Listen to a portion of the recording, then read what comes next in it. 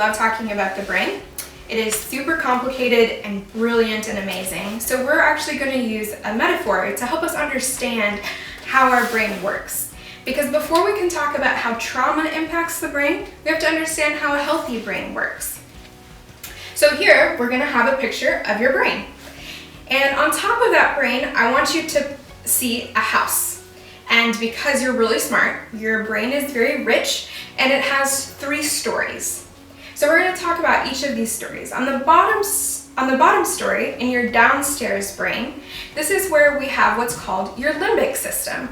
This is the part of your brain that you don't think about. It is what does your heart rate and makes you breathe and runs your blood pressure. We don't have to control those things. Our brain just does it for us. So the second story is your paleo-mammalian brain, or your emotional brain. This is where our feelings are and where we process the senses from the outside world. And then we come to the top story. This is your prefrontal cortex, or your smart brain. This is what makes us uniquely human because our prefrontal cortex is the biggest on earth. This is where we do things like play chess and do math and speak and tell stories and make art and play soccer. So as you can imagine, I want to spend most of my time in the smart brain. Sounds pretty amazing. And since we have such a rich house, and it's so amazing, we're going to need something to protect it. And so we here have a guard dog. And that guard dog is actually a little bitty organ deep inside your brain named amygdala. So we've named our guard dog Amygdala.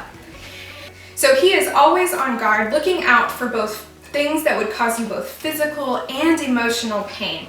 And he wants to keep you safe. And sometimes that's really great. He can help you run faster or hit harder in a place where you're in a lot of danger. But sometimes he comes out and he gives us advice about things without asking our smart human brain what we should do. And those things can also be harmful if we're talking about fighting and hurting someone we love, if we think about running away from a scary situation, or numbing out, or freezing and getting stuck and not knowing what to do. Because he's an amygdala, he doesn't have a lot of options.